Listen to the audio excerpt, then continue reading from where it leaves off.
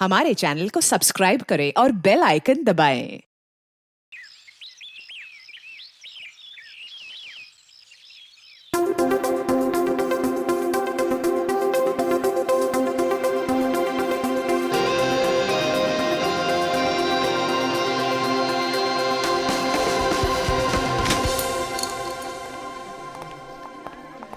चलिए फिनिश्ड आपका कॉन्सेप्ट। ठीक है, मेरी वसीयत पे ऑटोग्राफ लेने आया। ये आपकी वसीयत नहीं, ये मेरा फ्रस्ट्रेशन है। ये आप ही का कॉन्सेप्ट है जिसे आपने मुझ पे स्क्रिप्ट लिखवाया। बहुत पुराना है यार। पुराना कहाँ है? नहीं, सफेद है, कड़क है। अरे मैं पेपर के नहीं, आपके कॉन्सेप्ट की बात कर रहा हूँ। कॉन्सेप्ट बहुत पुराना है। पुराना क्या है? कुछ भी नहीं है। कितने सालों से यही चलता आ रहा है। अरे हीरोइन भाग के गले मिलते तो मिलने दे, गाने बजते तो बजने दे। आजकल तो सेंसर की प्रॉब्लम भी नहीं है। देखिए मैं क्या बोल रहा हूँ सर, हम कुछ हटके ट्राई नहीं कर सकते हैं? कुछ अलग, कुछ नया। हटके क्या है? कुछ भी नहीं है। देख, मैं तुझे फिल्में बनाने का फॉर्मूला समझा था। यहां से हम लोगों ने हॉलीवुड का रोमांस लिया, अब वहां से जापानीज फिल्म की हम लोगों ने कहानी ली। अब परायों से इतना ले रहे हैं तो अपनों को छोड़ेंगे? कैसे छोड़ेंगे? पकने दे। अब मैं इसमें कॉमेडी डाल रहा हूं। ये कॉमेडी, ये कॉमेडी, ये कॉमेडी। एनीवे देखिए सर, मैं बहुत डिप्रेस्ड हूँ। मेरा अभी अभी ब्रेकअप हुआ है, मेरा दिल टूटा हुआ है। मैं आपकी कॉमेडी फिल्म नहीं लिख सकता हूँ। तो दिल टूटा है ना, पेन कहाँ टूटा है? मैं तुझे आइडिया देता हूँ। एक विलन वहां से चल के यहां आके और एग्रीमेंट पे साइन करने के लिए कहता है। सामने वाली पार्टी तैयार नहीं।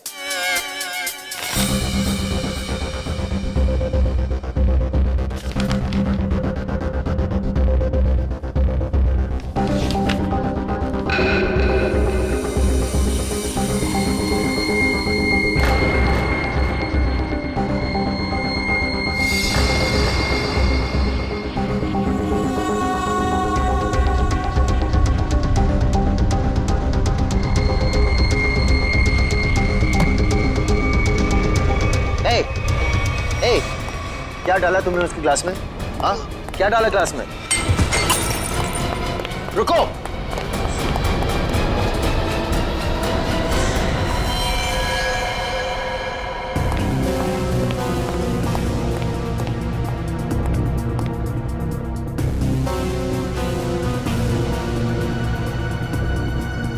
ये तो उस आदमी ने इसे मारा है। मैंने अपने आंखों से देखा। उसने इसके ग्लास में जहर डाला था। तो क्या करे?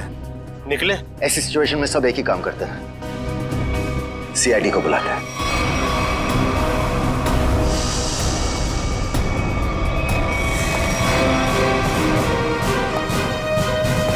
Yes sir. सर मैंने ही फोन किया था। मिस्टर यूडी, यस। आपके और अरमान जी के सामने मारा है। मुझे पता नहीं, इन्होंने देखा है। इन्होंने देखा। इन्होंने? मिस्टर यूडी, हमने सुना है कि आप कहानी वगैरह भी लिखते हैं। जी सही सुना आपने। मैं कहानियां लिखता हूँ लेकिन आइडियाज ये देते हैं। ये वाला मिला नहीं था। क्या हुआ? ये खूनी कचरा है। मिस्टर यूडी, आपने इस आदमी का खून होते हुए देखा? जी, उस लड़के ने इनके जूस में कुछ मिलाया था।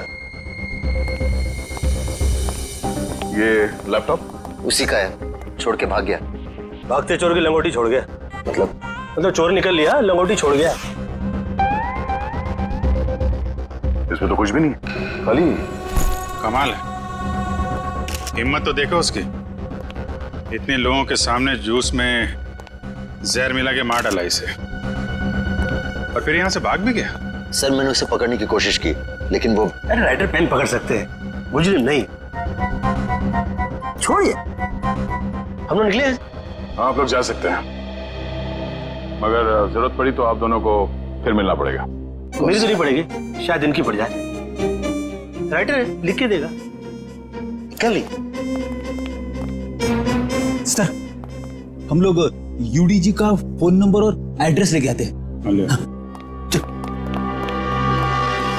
अरमान जी, अरमान जी, हाँ, अरमान जी, आप तो रियल लाइफ में भी स्टार है। Thank मैं आपका बहुत बड़ा दीवाना हूँ। वो तो आपकी एज से नजर आ रहा है। अब मैं बचपन से आपकी फिल्में देखते आ रहा हूँ। तो फिल्में डिस्कस कीजिए ना, एज क्यों डिस्कस करना है? कितने बढ़िया डांस करते हैं आप। Thank you so much. देखिए, यहाँ पे कोई मर गया है और आपको इनकी डांस की पड़ी हुई है। अब अरमान जी, ये कौन है? इन्होंने मेरी फिल्म लिखी है, ये यूडी है। ओह, फिल्म आपने लिखी है? जी, वेरी गुड वेरी गुड। अरे फिल्मों में गाने वाले डाले हैं कि नहीं? Of course. मुझे बहुत सारे गाने चाहिए। सर का डांस हमें बहुत पसंद है सर। हाँ, अरमान जी, अगर आपको क्राइम फिल्म में किसी जांबाज पुलिस ऑफिसर की जरूरत पड़ेगी ना, तो मुझे बुला लेना। मुझे अच्छा डांस करना भी आता है। दिखाओ दिखाओ। जो देखा ना वो काफी है। हम निकले। अरे कहाँ जा रहे हैं आप? अरमान जी, वैसे आप यहाँ क्यों आए थे? हम लोग की फिल्म हैप्पी एंडिंग के प्रमोशन के लिए आए थे, जो कि 21 नवंबर को रिलीज हो रही है। सुपरहिट फिल्म है, कॉमेडी है, धमाल है, बेमिसाल है। अपने परिवार के साथ देखना जरूर देखूंगा। मैं अपनी वाइफ को साथ में लेके जाऊंगा और स्क्रीन के सामने डांस भी करूंगा। आप सीआईडी है ना? हाँ, आपको कोई शक है क्या? नहीं, हमारी तरफ से आप सबको शुक्रिया। आपकी वजह से हम सब सेफ हैं। वो तो है। निकले। चलें? अरे एक सेकंड जरा बताइए ना कि अगली बार आपसे कब मिलेंगे? 21 नवंबर को अपनी नजदीकी थिएटर में। आपका फोन नंबर और एड्रेस चाहिए था। This is my card. Best luck for your film. Thank you so much. Best luck sir. Thank you so much. कर लिए।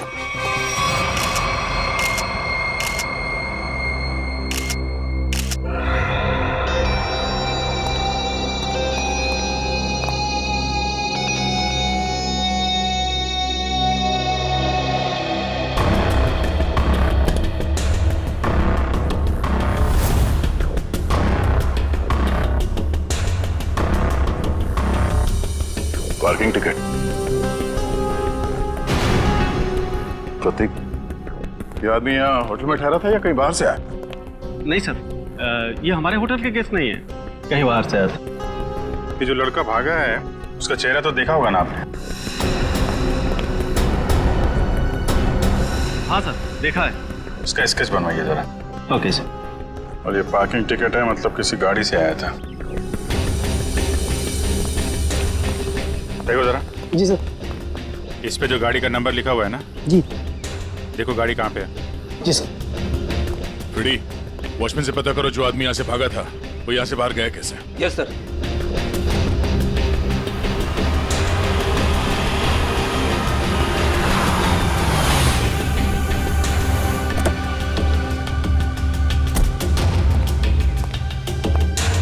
मिस्टर प्रतीक को तुम लाए थे? जी सर। कहाँ से आया था वो? होटल क्राउन रूट से। खार में है साहब। वो कहीं बाहर से आकर वहाँ रुके थे। सर, वॉचमैन ने बताया कि वो लड़का आया तो स्कूटर से था, मगर जाते समय बाउंड्री वॉल कूद के भाग गया। तब तो स्कूटर अभी भी यहीं पे होगा। देख, तुम सीसीटीवी फुटेज चेक कर लो, तब तक मैं होटल क्राउन रूट चेक कर लेता हूँ जहाँ पे प्रतीक ठहरा हुआ था। ठीक है। देखिए, हम लोग सीआईडी से। आपके ये गेस्ट मिस्टर प्रतीक, इनका किसी ने जहर देके खून कर दिया है। हे भगवान। मैडम, हमें आपके इस गेस्ट के बारे में वो सारी जानकारी चाहिए जो आप लोगों के पास है। सर, मिस्टर प्रतीक दिल्ली के रहने वाले हैं और यहाँ बिजनेस के सिलसिले में वो हमेशा आते जाते रहते हैं और वो जब भी आते हैं हमारे होटल में रुकते हैं। हमें मिस्टर प्रतीक का कमरा दिखाइए।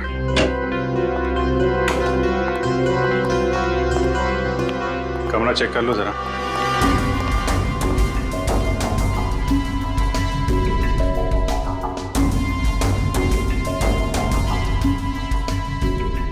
बीमारी है सर, ऐसा लग रहा है इससे प्रतीक जी पूरे 1 साल का कपड़ा पैक करके आते थे।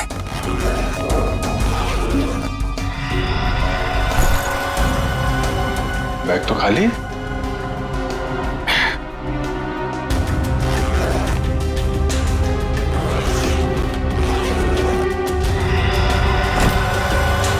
खाली बैग और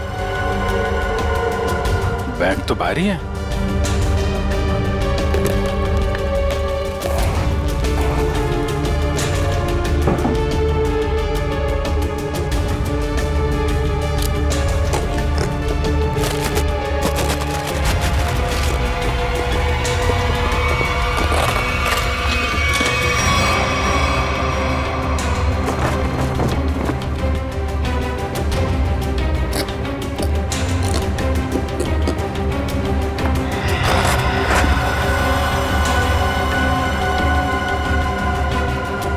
बैग में पैसे छुपा के रखा है। ये प्रतीक आदमी तो गड़बड़ है। कौन कौन आता था इससे मिलने के लिए? एक लड़की इनसे हमेशा मिलने के लिए आती थी और ये दोनों घंटों बैठकर बातें किया करते थे। प्रतीक जीतू से डांटा भी करते थे और वो लड़की कल भी इनसे मिलने के लिए आई थी। कौन है वो लड़की? सर, अवंतिका। अवंतिका?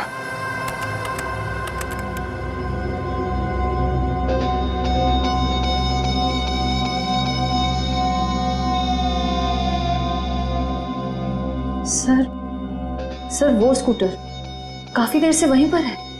हाँ श्रेया, ये स्कूटर खूनी का हो सकता है। बजा, जरा इस फुटेज को और पीछे से प्ले करना।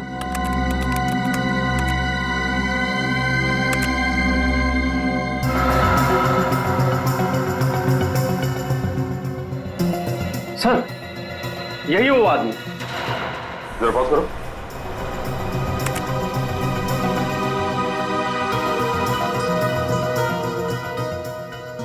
सर ये तो वही आदमी है।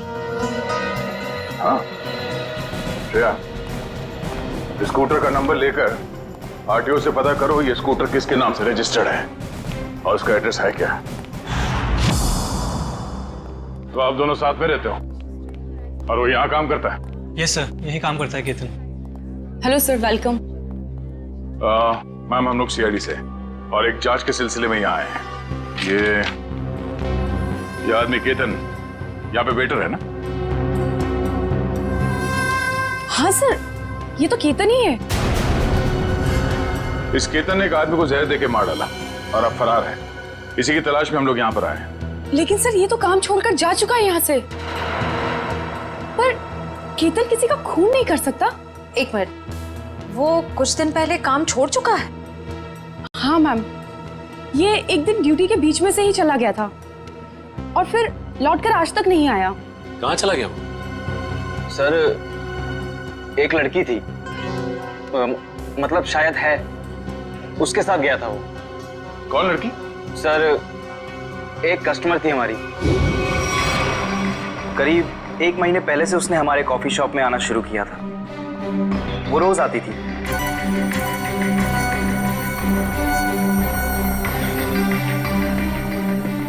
और उस कोने वाली टेबल पर जाकर बैठ जाती थी। उस टेबल पर केतन सर्विस देता था।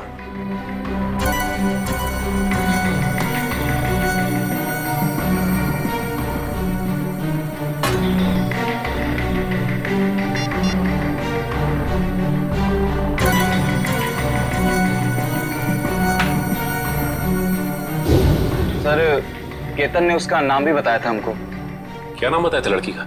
सर, अवंतिका। अवंतिका? श्रेया, यही नाम था ना उस लड़की का भी जो 1-2 दिन पहले प्रतीक से मिली थी? हाँ सर। फिर क्या हुआ? लेकिन अजीब बात यह थी कि वो लड़की एक दिन आदमी से मिलती थी और दूसरे दिन एक औरत से।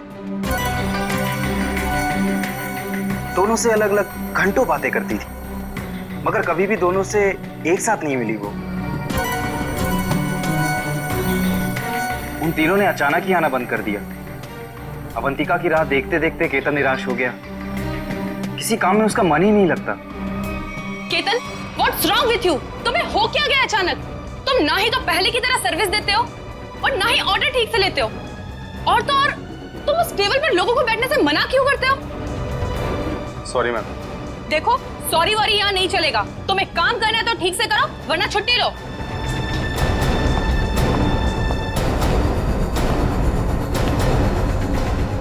यार, अपने दिमाग से उसका ख्याल निकाल यार। अवंतिका ने वो टेबल खरीद नहीं लिया है, ना ही हमेशा के लिए रिजर्व किया है। यार, एक कस्टमर थी, अब नहीं है। बस नहीं यार, मैं उसे भूल नहीं पा रहा हूँ। उसने कुछ बताया भी नहीं और अचानक से गायब हो गई।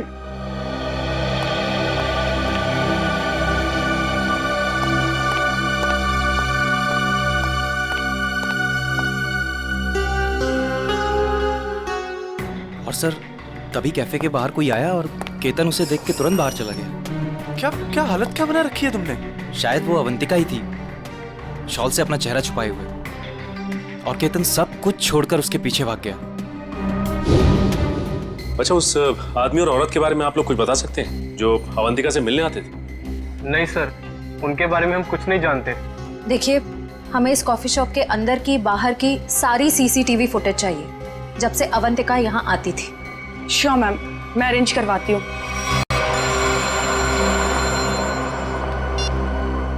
डॉक्टर साहब,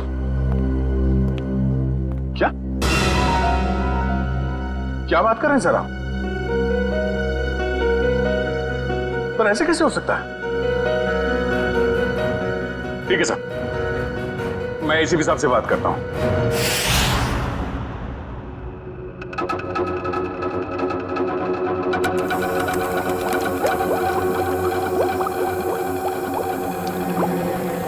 अरे आप ये क्या कह रहे हैं डॉक्टर साहब? हमारी जांच गलत दिशा में चल रही है। बिल्कुल गलत दिशा में चल रही है। आप लोगों का मानना है कि प्रतीक ने जूस पिया और मर गया। हाँ? वेल, जो देखा गया और जो सुना गया वो पूरा सच नहीं है। प्रतीक ने जो जूस पिया था उसका केमिकल टेस्ट करने के बाद हमें यह पता चला कि उसमें कोई जहर नहीं था, बल्कि एक ड्रग था। ड्रग? हाँ, लेकिन प्रतीक ने जूस पिया और जूस पीते ही मर गया ना वो। यही तो सबसे ज्यादा चौंकाने वाली बात है अभिजीत। इस ड्रग की वजह से किसी इंसान को कुछ वक्त के लिए पैरालिसिस तो हो सकता है, उसे लकवा तो मार सकता है, लेकिन कोई मर नहीं सकता है।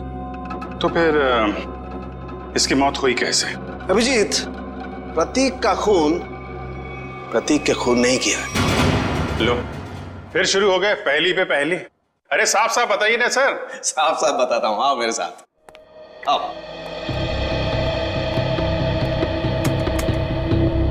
ये देखो, ये प्रतीक की ब्लड सेल्स और ये एक नॉर्मल इंसान के ब्लड सेल्स। दोनों में फर्क है, और फर्क ये है कि प्रतीक को थैलेसीमिया है। थैलेसीमिया जो हीमोग्लोबिन की गड़बड़ी से होता है? बिल्कुल अभिजीत। और ऐसे रोगियों को जिंदगी भर किसी स्वस्थ इंसान के खून की जरूरत पड़ती है, और हाल ही में किए गए ऐसे ही किसी ब्लड ट्रांसफ्यूजन ने प्रतीक की जान दी। ओह, मतलब हाल ही में जो प्रतीक को खून दिया गया था उस खून में गड़बड़ी थी। बिल्कुल, और इस खून में टॉक्सिन्स मिलाए गए थे। मतलब इस खून को जानबूझकर जहरीला बनाया गया था, जिससे इसकी मौत हो गई। प्रतीक के मरने की शुरुआत तो कुछ दिन पहले ही हो चुकी थी। केतन उसके जूस में कुछ डालता या नहीं डालता, इसकी मौत तो पक्की थी। पर इसका मतलब खूनी केतन नहीं, कोई और है। हाँ, लेकिन केतन ने भी तो इसे पैरालाइज करने की कोशिश की थी। अब ये कौन है जिसने इसकी बीमारी का फायदा उठाया और इसकी जान ले ली? एक आदमी और दो दुश्मन। हाँ जी, मुझे 1 महीने के सारे कॉल रिकॉर्ड डिटेल्स चाहिए, और खास करके 24 घंटे के।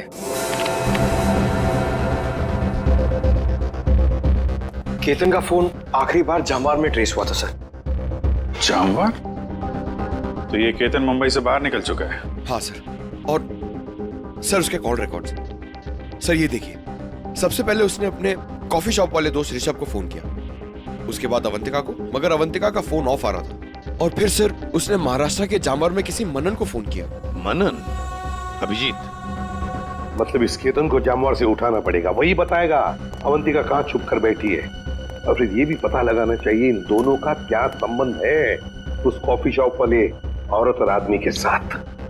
सर, अवंतिका का तो पता नहीं, लेकिन हम उस आदमी और उस औरत तक पहुंच सकते हैं जिनसे वो कॉफी शॉप में अलग अलग मिलती थी। ये देखिए सर।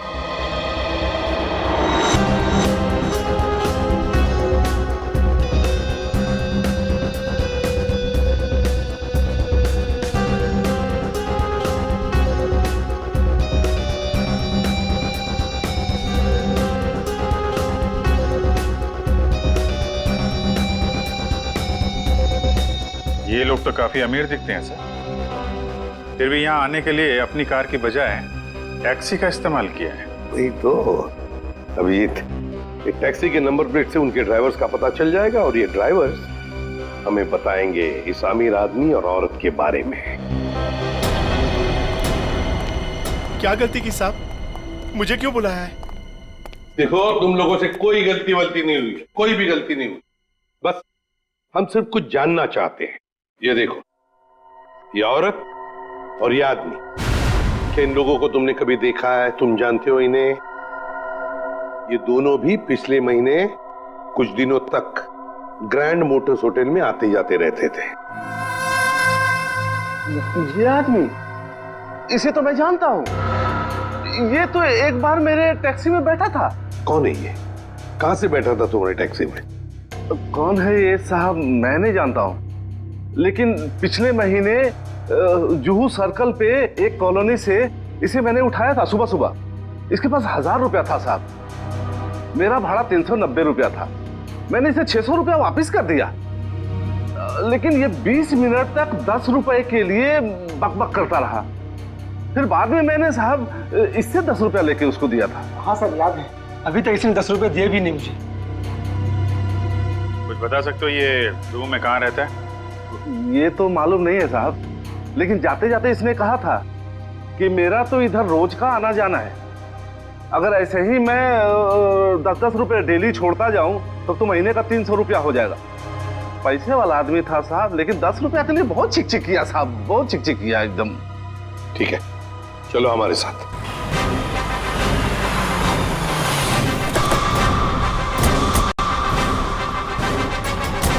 कहाँ पे? हाँ जी सर, यहीं से मैंने उठाया था उसको और होटल से लाने के बाद यहीं पर छोड़ा भी था मैंने। यहाँ पे? जी।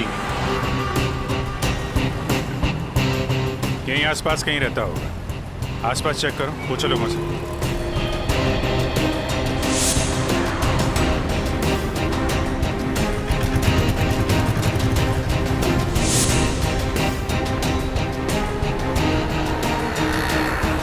अरे भाई साहब, जरा देखना इस आदमी को पहचानते हैं क्या आप? अरे साहब, अभी हमें 5 गाड़ियां और धोना है। मेरे पास बिल्कुल टाइम नहीं है। अरे यार, थोड़ा टाइम निकालो ना काम से, लोगों की मदद भी क्या करो भाई। ठीक है साहब, लाइए दिखाइए फोटो। ये देख। अरे ये तो अपने निरंजन साहब हैं। निरंजन साहब? हाँ साहब, ये यहीं तो रहते हैं। वो सामने वाले दूसरे बंगले में, बंगला नंबर 707। और हाँ साहब, इनकी तीनों गाड़ियां रोजाना मैं ही धोता हूँ। अच्छा, थैंक यू वेरी मच। 707 ना? जी हाँ, 707। Thank you.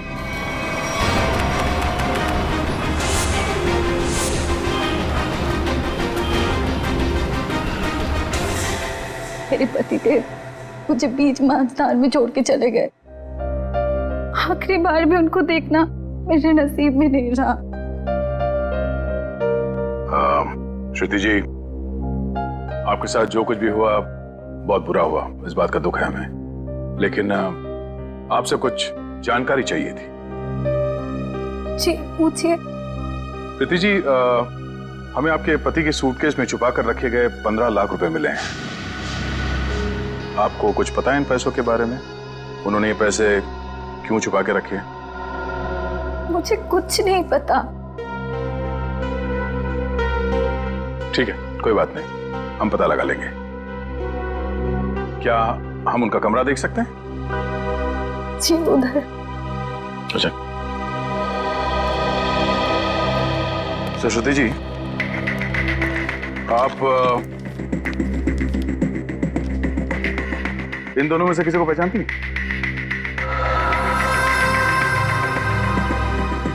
जी नहीं।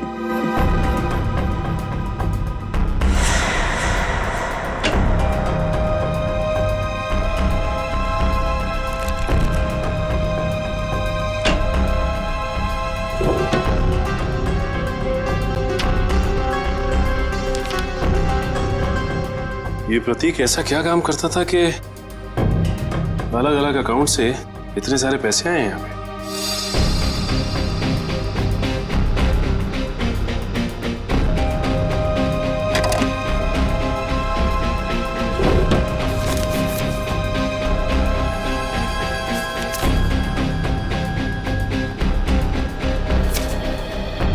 सीढ़ी?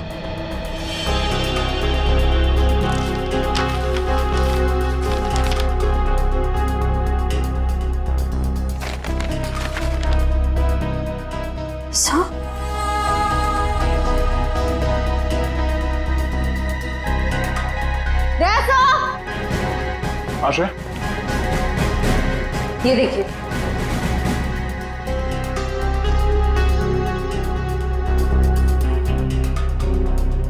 बच्चों की तस्वीरें, पैसों के आंकड़े। प्रतीक करता क्या था? सचिन, एक काम करो, ये सब मुंबई भेज दो ब्यूरो में।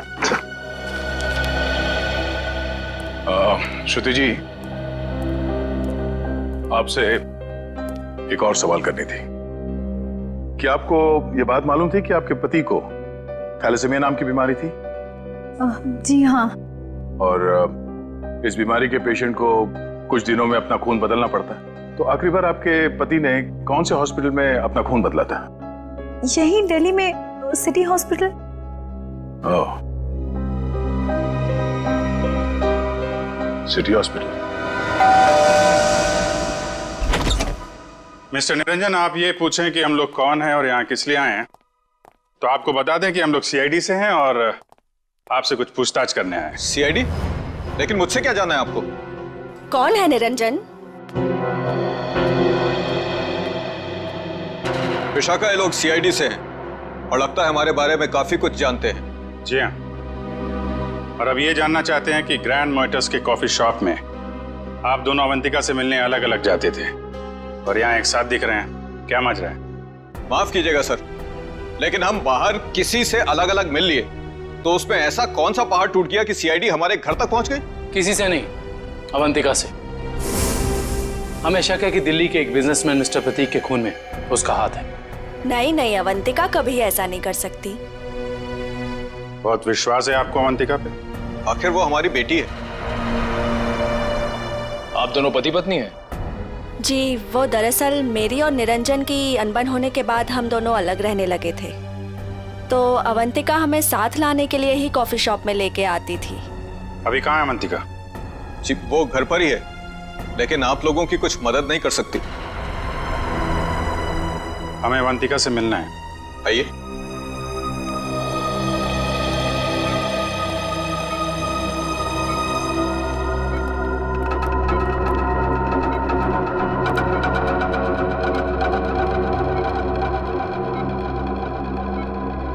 क्या हुआ इसे? सीढ़ियों से गिर गई थी, सिर में चोट लगी है, तब से कोमा में है।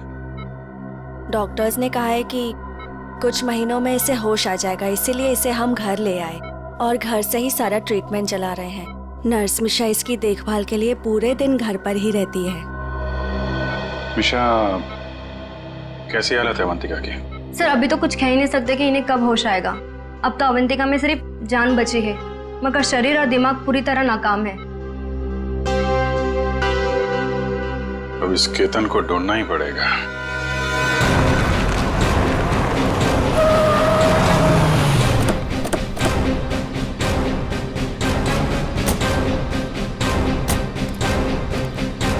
सुनिए जी, ये मनन कहाँ पे? वो वहां पे।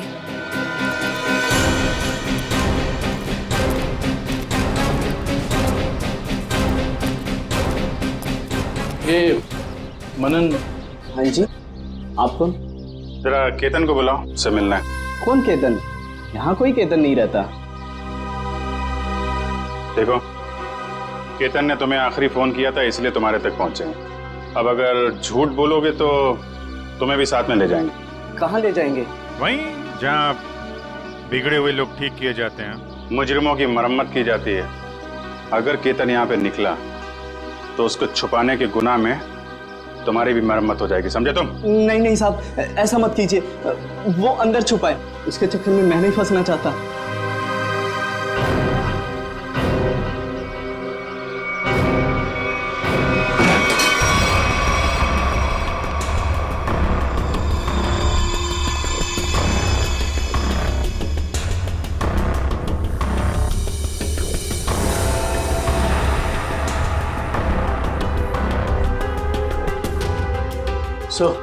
यहाँ तो सब बंद है, यहाँ से भागना तो नामुमकिन है।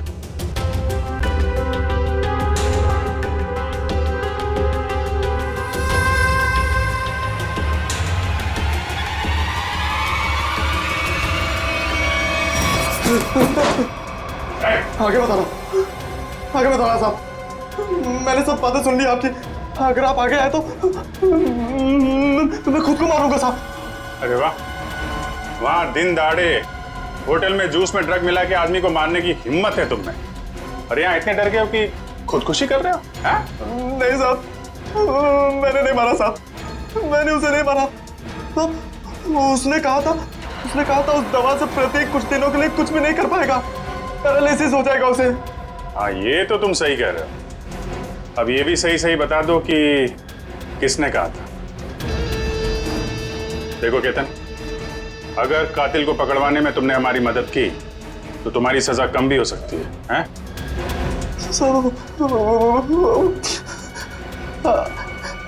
अवंतिका ने कहा था साहब। ठीक है, पहले अपना ये चाकू दो। लाओ चाकू दो। आजा। कुछ नहीं होगा तुम्हें, चाकू दो। आजा।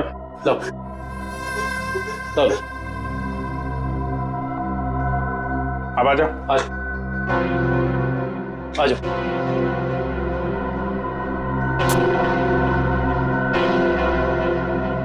तो अवंतिका ने कहा और तुमने कर दिया। एक लड़की के प्यार में इतने अंधे हो गए थे?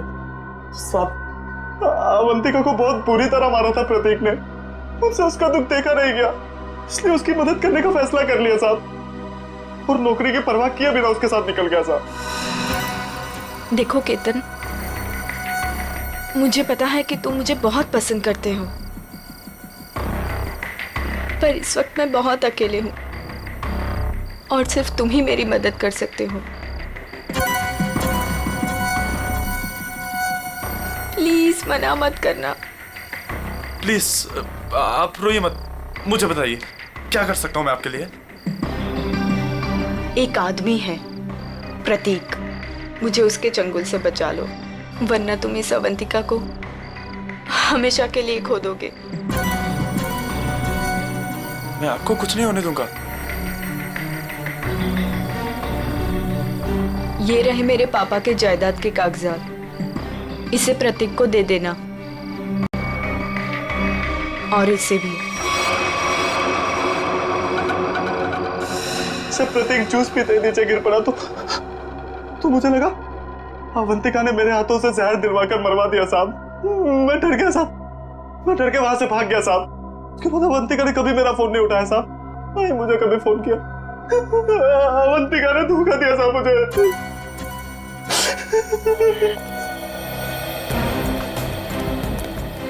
सर, ये प्रतीक आखिर अवंतिका से चाहता क्या था?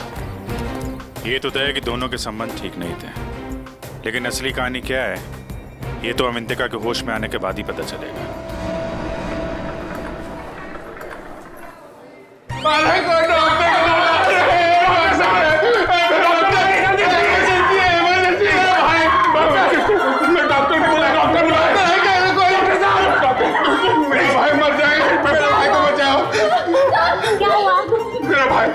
ओ प्रतीक भैया, वो मर जाएंगे, उसे बचा लीजिए, डॉक्टर को बुलाइए प्लीज प्लीज। मेरा भाई। प्रतीक भैया देखिए, वो इस हॉस्पिटल में ब्लड ट्रांसफ्यूजन के लिए आते थे, उन्हें थैलेसीमिया की बीमारी है। हाँ प्रतीक, कैसे है वो? अब तक तो बिल्कुल ठीक थे, अचानक चक्कर आ रहा है उनको, और पता नहीं कुछ और क्या हो रहा भैया, सांस लेने में तकलीफ हो रही है। प्लीज डॉक्टर बुलाइए ना, उसी डॉक्टर को जिसने इलाज किया उसका। अच्छा रुकिए, मैं बुलाती हूँ। Please doctor.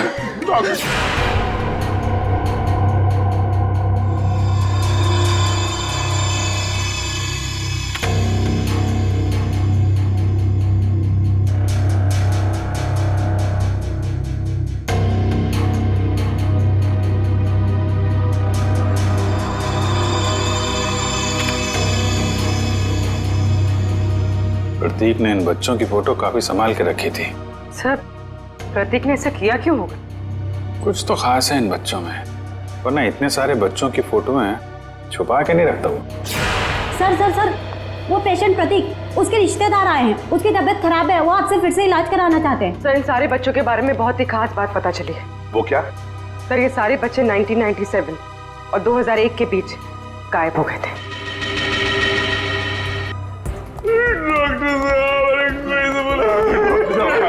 जी, कहाँ है प्रतीक? मैंने उसका इलाज किया था। अरे डॉक्टर साहब, आपने मेरे भैया प्रतीक का ब्लड ट्रांसफ्यूजन किया था? जी। अरे डॉक्टर साहब, मरीज है कहाँ? तो तूने मारा प्रतीक को, हाँ?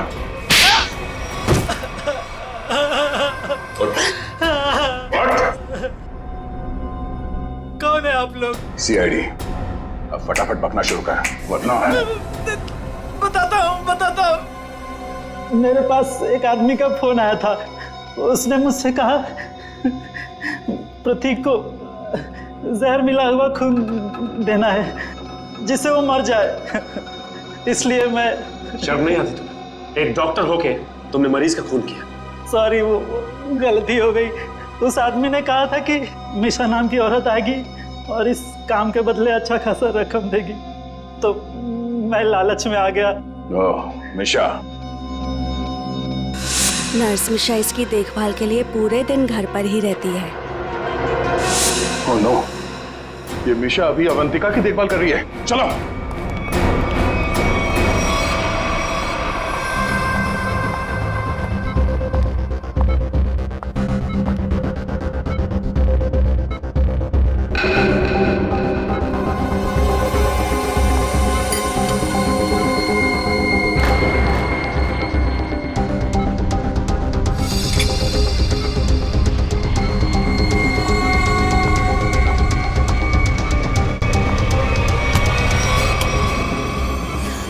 तो ये है तुम्हारा असली रूप। एक ऐसी लड़की को मारना चाहती हो जो बेचारी कोमा में है। ये क्या कर रहे हैं आप? मैं तो बस विटामिन का इंजेक्शन दे रही थी। विटामिन का इंजेक्शन है? आप भी काफी कमजोर दिख रही हैं। इनको लगा दो विटामिन का इंजेक्शन। निखिल जरा हेल्प करो। जरा चल हाथ दे। नहीं नहीं, मुझे इंजेक्शन मत दो। नहीं छोड़ो, विटामिन का एक नहीं, इसमें जहर है। छोड़ो मुझे, जहर है इसमें। सीआईडी इतनी रात को मेरे घर में? अरे ये देखिए ना, ये मिशा आपकी बेटी अवंतिका को जहर का इंजेक्शन लगा के मारना चाहती है।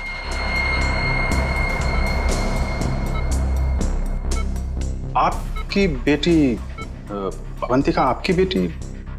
सही कह रहा हूं ना मैं? क्या मतलब है आपका? Thank you very much sir. ये तो कंफर्म हो गया। प्रतीक के घर से मिले डीवीडी में जो अमीर लोगों के नाम मिले थे वो खोए हुए बच्चों के पेरेंट्स ही हैं सर।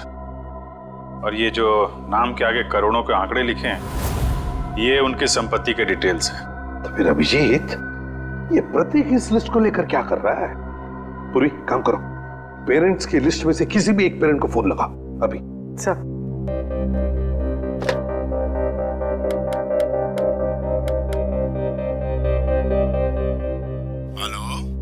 Hello mister Kumar. हाँ जी, मैं सीआईडी से बोल रही हूँ। हमें आपसे कुछ बात करनी है। सीआईडी से? कहिए, क्या बात करनी है आपको? मिस्टर कुमार, मैं इंस्पेक्टर अभिजीत सीआईडी से। हम आपके खोए हुए बेटे सोहम के बारे में कुछ पूछना चाहते हैं जो दिसंबर 1998 में गायब हुआ था जब वो 7 साल का था। माफ कीजिएगा, हम आपके पुराने घाव को ताजा कर रहे हैं, पर क्या उसके बाद से सोहम के बारे में आपको कुछ पता चला? कोई चीज, कोई बातचीत? पता नहीं आप लोग ये क्यों पूछ रहे हैं, मगर 3 महीने पहले एक लड़का सोहम होने का दावा कर रहा था, पर वो जालसाज निकला। मेरे 6 करोड़ लेके भाग गया। My God. मिस्टर कुमार, आप परेशान मत होइए, हम इसकी जांच करेंगे और आपसे जल्दी कांटेक्ट करेंगे। ठीक है। Thank you very much. Thank you. Sir, कहीं अवंतिका भी ऐसे कैरेक्टर तो नहीं? हो सकता है। हमें सब कुछ पता चल चुका निरंजन जी। जिन अमीर परिवारों के बच्चे बचपन में खो जाते थे, ये प्रतीक अपने आदमी वहां भेजता था उनके खोए हुए बच्चे बना के, ताकि पैसे कमा सके। उसके घर से हमें आपका नाम मिला है। आपकी बेटी अवंतिका 9 साल की उम्र में खो गई थी, उसके बाद कभी नहीं मिली। ठीक कह रहा हूं मैं?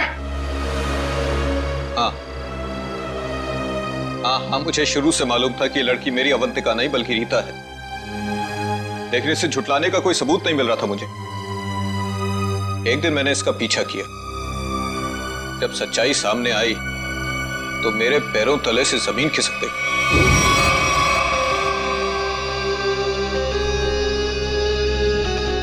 पागल हो गई हो तुम? अरे ये हमारा बिजनेस है रीता। हम उन अमीर लोगों को लूटते हैं जिनके बच्चे उनसे काफी पहले बिछड़ चुके हैं।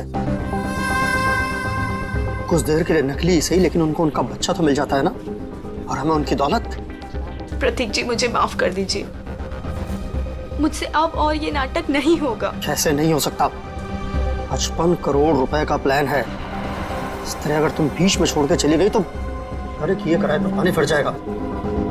समझने की कोशिश कीजिए प्रतीक जी, उस निरंजन को मुझ पर शक हो गया है, और इस तरह कब तक मैं उनकी बीवी विशाखा को बेवकूफ बनाती रहूंगी। अगर उस निरंजन ने डीएनए टेस्ट करवा दिया तो मैं तो सीधा जेल में चली जाऊंगी। कुछ नहीं होगा, तुम बस निरंजन से पैसे निकलवाना शुरू तो करो। जैसे ही तुम सारे पैसे मेरे हवाले कर दोगी वैसे ही मैं तुम्हें आजाद कर दूंगा। प्रतीक जी मैं फंस जाऊंगी।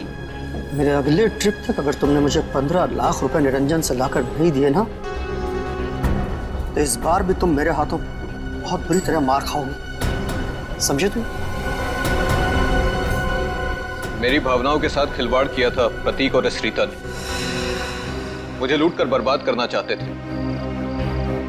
मैंने इस ईशा की मदद से दिल्ली के उस डॉक्टर को खरीदा और प्रतीक को जहरीला खून चढ़वा दिया, और इस अवंतिका को खुद सीढ़ियों से धक्का दिया।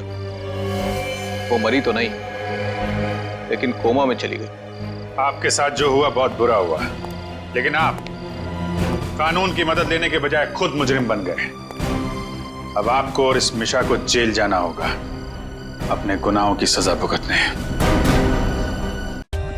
For more updates, subscribe to our channel, click the show links and enjoy watching the videos.